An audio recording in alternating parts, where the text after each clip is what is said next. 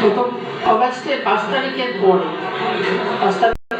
পরে যে ঘটনাগুলো ঘটেছিল সেই ঘটনার মধ্যে আমার পরিবারের উপরে একটা হামলা হয়েছে। আমার বড় বোনের ছেলে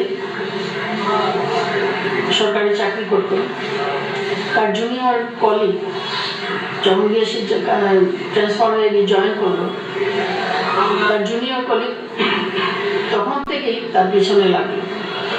বিভিন্ন সময় নানান কথাবার্তা বলতো, তাদের হার্ট করে কথা বলতো, হিংসা করে কথা বলতো, অনেক কিছুই করতো। তেমন কিছু আর পাত্তা দেয় নাই। কোনো এক সময় তার হিংসাটা বাড়লো বলতে এটা সে চাইছিল যে আমি বাংলাদেশের 99% মুসলিম দেশের একজন মানুষ, আমি কেন এই স্থানের চাকরিটা পাবো না, আমার একটা হিন্দু হয়ে কেন এই স্থানে চাকরি করে। এটাই তার মূল উদ্দেশ্য ছিল। সেটা নিয়ে তার অনেক ভিতরে অনেক করে হঠাৎ একদিন আমার বোনের ছেলে অফিসের সামনেই দাঁড়িয়ে কথা বলছে, তার ওয়াইফের সাথে দেশে কথা বলছে, পিছন থেকে এসে বড় একটা তালা নিয়ে উপর্যুপরি মাথার মধ্যে বাড়ি দেওয়ার পরে সে জাস্ট হাতটা দিয়ে এইভাবে ঘুরতে চাইছে, তখন সামনের দিকে আবার একটা ছুঁড়ে দিল। এত বড় তালাটা আমাদের কাছে ভিডিও সবই এসে গেছে। সে আর কিছু করতে পারে নাই। একটা গাছ কাটলে যেভাবে গাছটা পড়ে, সেও ঠিক এইভাবে পড়ে গেল, তখনই থেকে কোমাতে চলে গেল।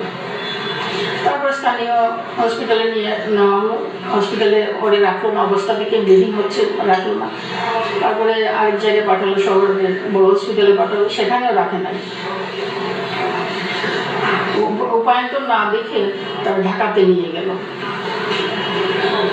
ঢাকাতে নিয়ে যাওয়ার এটা অনেকক্ষণ সময় রাস্তায় যাওয়াতে তার অবস্থা আরো খারাপ হয়েছে। তারপর তারা অ্যাডমিশন দিয়েছে, চিকিৎসা চলছে।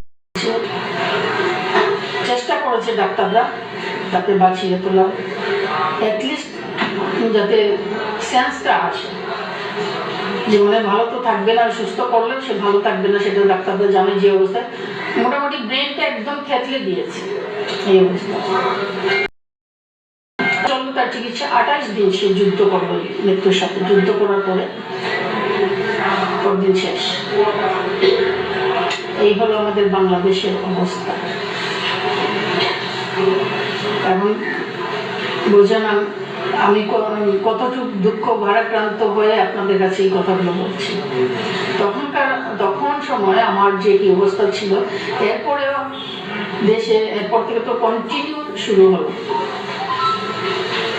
ছেলে মারা, বয়স্কদের ধরে নিয়ে মারা, নানান ধরনের যা চলছে আপনারা সবাই জানেন, শুনেছেন। সেগুলো দেখে নিজের কিছুটা সান্ত্বনা দিলাম যে আমার তো একার না, আরো কতজন এভাবে ঘটনা ঘটছে। যাই হোক, আমি সেই বাংলাদেশেরই একজন মানুষ, আমার জন্ম এখানে, কিন্তু এখন আমার বাংলাদেশকে আমি চিনি না। না চিনার একমাত্র কারণ হলো এই এত হত্যা, লুট, গুম, জ্বালাও পোড়াও সবই আজকে চলছে একমাত্র একটা অবৈধ সরকারের এই বর্বর জানোয়ারদের কারণে।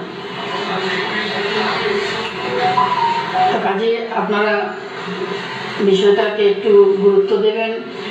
আমি একা না, আমার লাখ লাখ ভাই বোনেরা দেশে আছে, মারা দেশে আছে, এরা খুবই কষ্টে আছে।